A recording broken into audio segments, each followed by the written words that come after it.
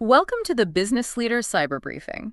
This is the podcast that, well, cuts through the noise to bring you essential insights on protecting your organization in today's digital landscape. I'm Trish. And I'm Tom. Great to be here again. The Business Leader Cyber Briefing is brought to you by Cool Waters Cyber, your trusted partner in navigating the complexities of cybersecurity. Indeed. Today, in this deep dive, we're tackling something new and important.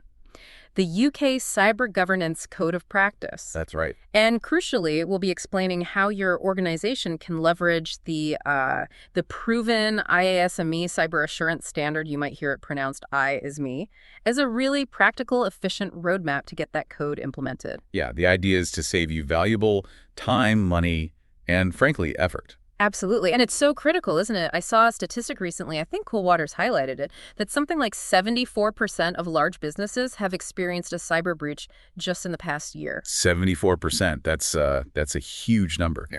It really puts a spotlight on why boards, senior leadership, they have to be leading the charge on managing cyber risk now. It certainly does. That expectation for leaders to really own cyber risk, it's not just a nice to have anymore, is it? It's becoming a core expectation. Definitely.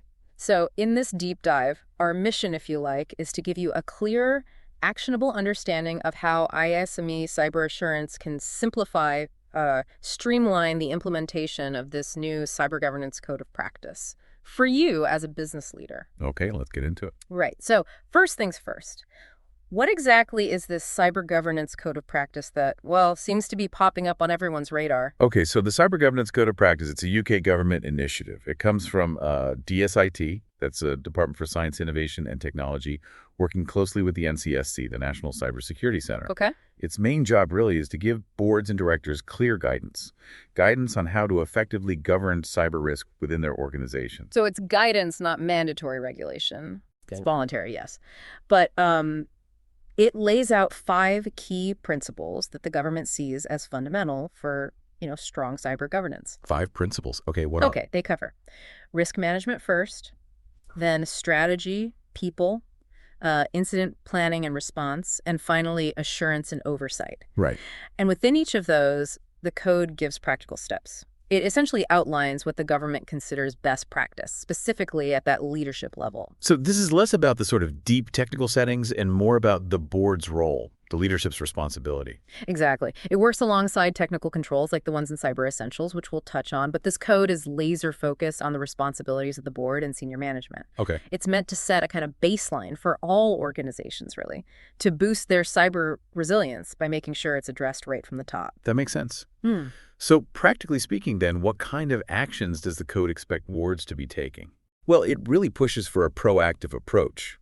Boards are expected to actively, identify and manage their cyber risks to make sure cybersecurity thinking is properly embedded, integrated into the overall business strategy, and crucially into the company culture too. Right, the people aspect. Yes, and having robust plans ready for responding if or perhaps when a cyber incident happens. Yeah. And finally, establishing ongoing oversight, making sure cybersecurity measures are working and stay effective. That sounds like, well, quite a bit for boards to get on top of, especially if cybersecurity isn't maybe their primary area of expertise or if they don't have a big dedicated team.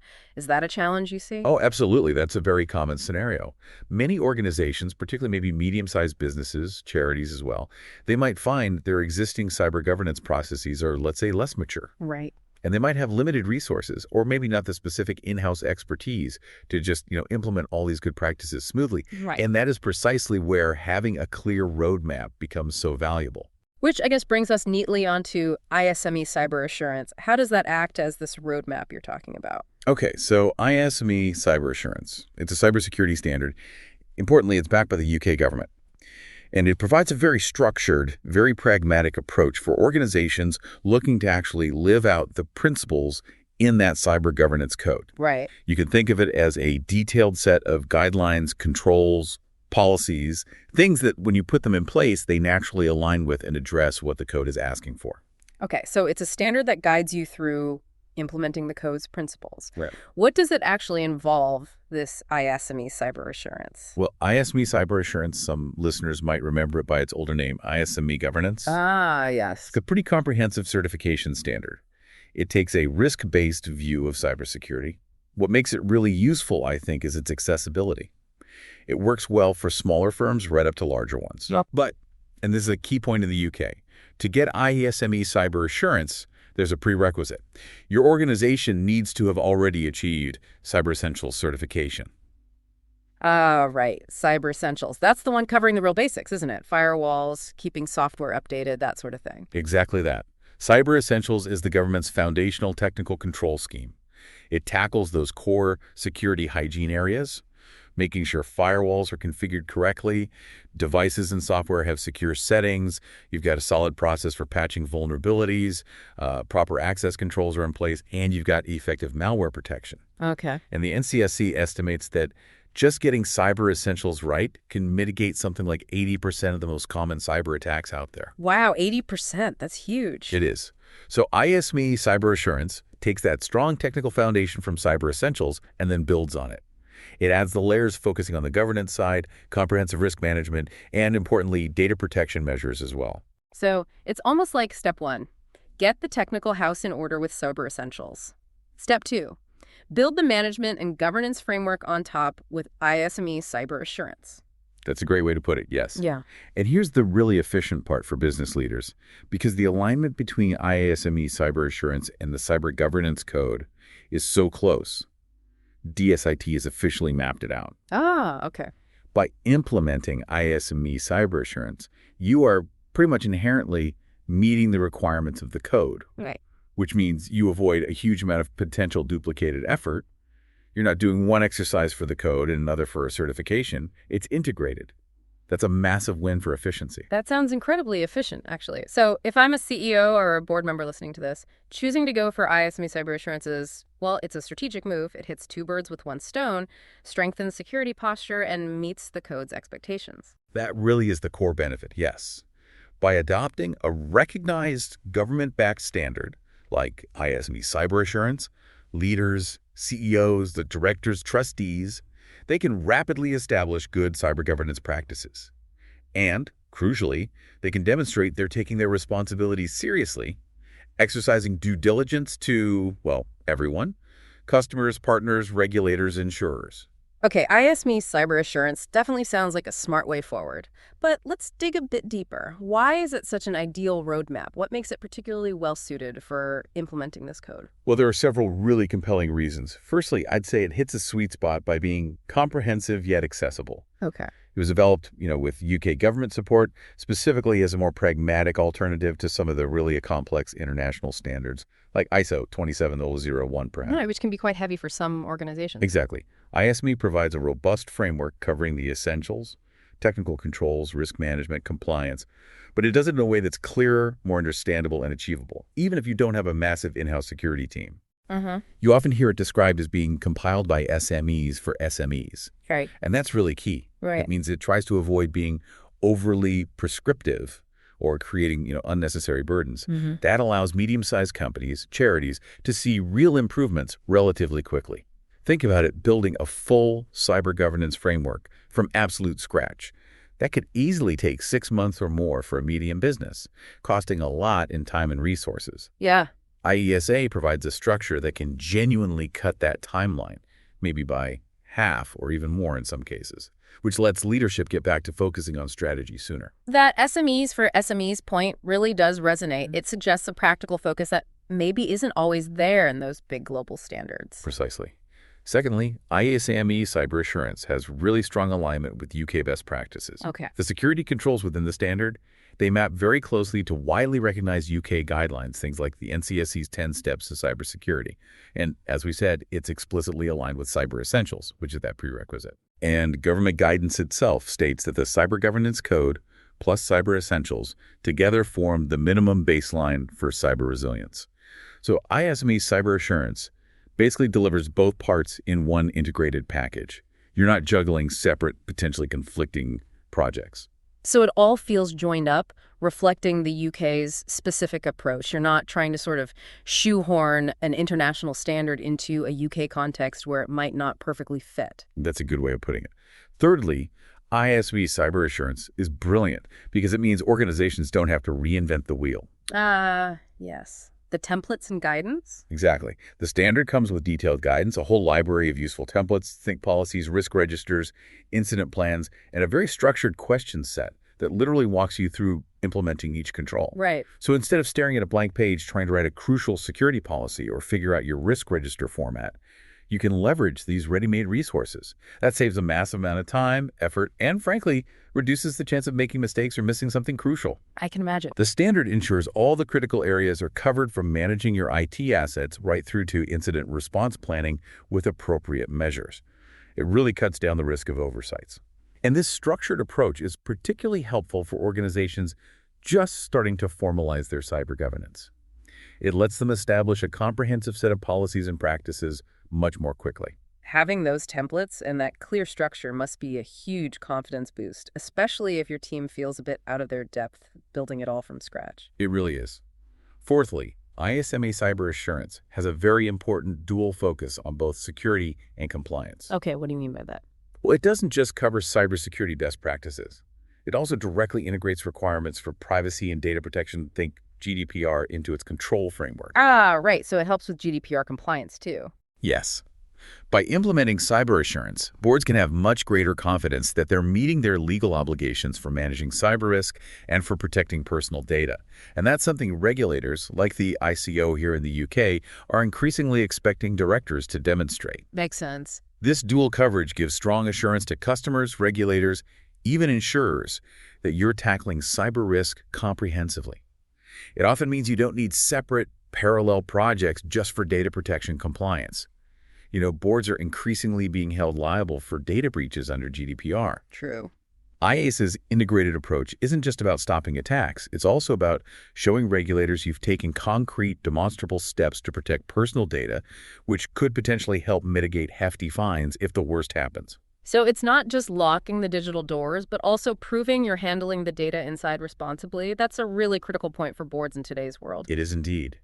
And finally, IASME Cyber Assurance provides valuable external assurance and credibility. The certification itself.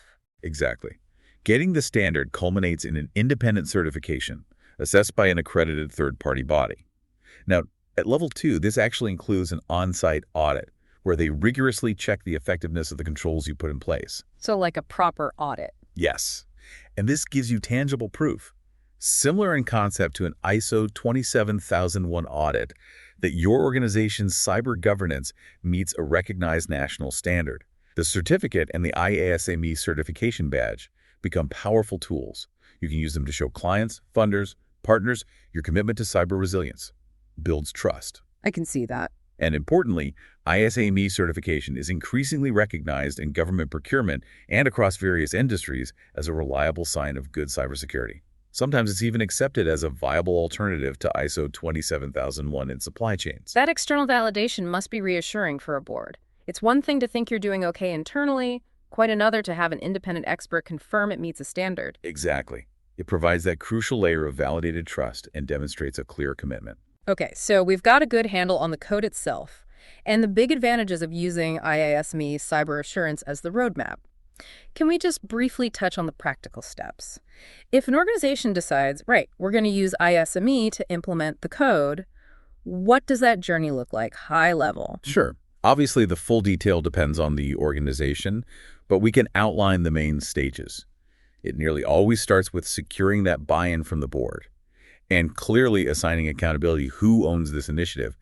That top-down commitment is absolutely vital. Makes sense. Step 1, get the leadership on board. Then, logically, you do a baseline assessment or a gap analysis. Basically, figure out where you are now compared to the IASME requirements.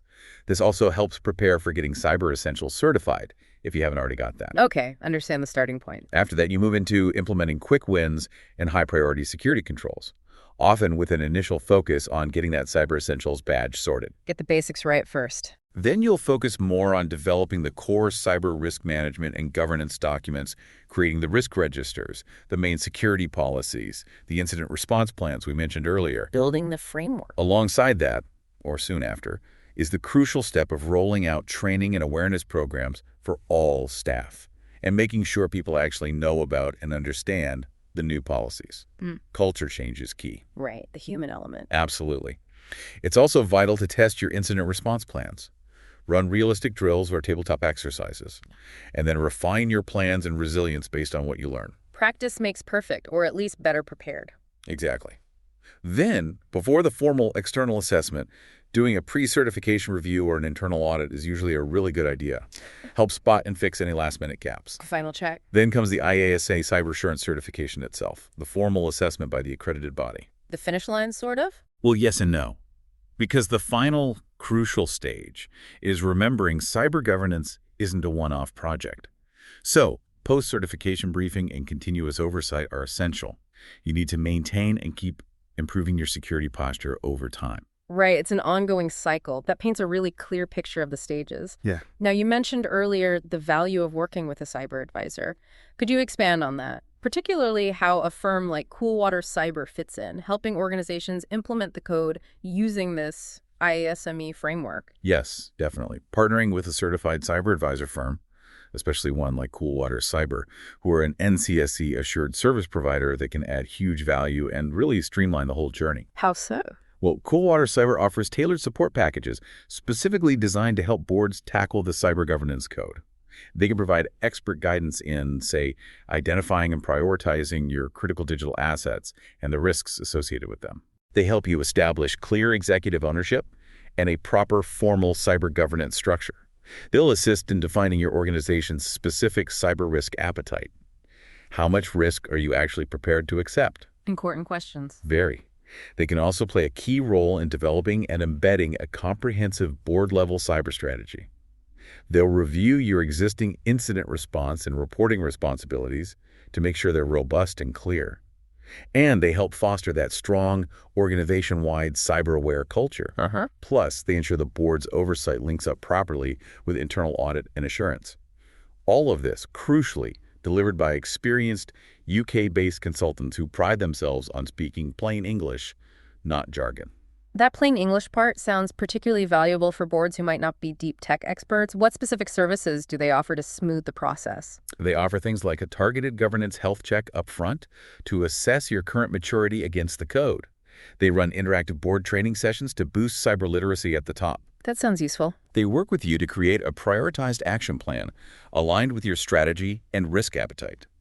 They offer documentation support, practical help, with templates for risk registers, board policies, reporting frameworks, things like that. Take some of the heavy lifting away. It does. They also offer ongoing support with regular check-ins to keep you on track. They could even take on the project management of the whole implementation if needed. And, importantly, they can facilitate the integrated certifications, helping you achieve both IASME Cyber Assurance and even ISO 27001 if that's a goal. Wow, so it's really comprehensive end-to-end support. It really sounds like they get the practical challenges businesses face. They really do seem to. Their real-world experience, that commitment to actionable advice in plain English, and their flexible packages have clearly made them a trusted partner for lots of businesses, charities, and public sector bodies across the UK tackling the code and aiming for certification. Well, this has been genuinely insightful, a really good deep dive into the UK Cyber Governance Code and how IASME Cyber Assurance offers such a practical, efficient roadmap for getting it done. To kind of wrap things up, what's the main takeaway you'd want listeners to remember today? I think the crucial takeaway is this. Implementing the UK Cyber Governance Code of Practice, it doesn't have to be this overwhelming, daunting task for your organization. Right. By strategically using the IASME Cyber Assurance Standard as that clear, structured roadmap, you really can efficiently achieve robust cyber governance. You can significantly strengthen your overall resilience and clearly demonstrate your commitment to security to everyone who matters inside and outside the organization. And taking that approach helps foster that stronger security culture from the top, sets up better risk management and oversight, demonstrates accountability, and builds that framework for just getting better over time, doesn't it? Exactly. It's about weaving cybersecurity into the fabric of the organization, making it a key thought at every level, starting right in the boardroom. And if you listening are looking for that expert guidance, that hands-on support to navigate implementing the cyber governance code and achieving IASME cyber assurance, well, Cool Water Cyber is there to help. Mhm. Their tailored support packages, their experienced consultants speaking plain English. They can guide your board, your teams through every step, saving you time, potentially reducing costs, and ensuring a confident, successful outcome. Well worth looking into. Definitely. You can explore their services and even book a free consultation. Just visit their webpage. It's cool-waters.co.uk/cyber-governance-support. That's cool-waters.co.uk cyber-governance-support. Taking these proactive steps now really is a vital investment in your organization's future security and success. Absolutely. Thank you so much for joining us for this deep dive on the Business Leaders Cyber Briefing. My pleasure.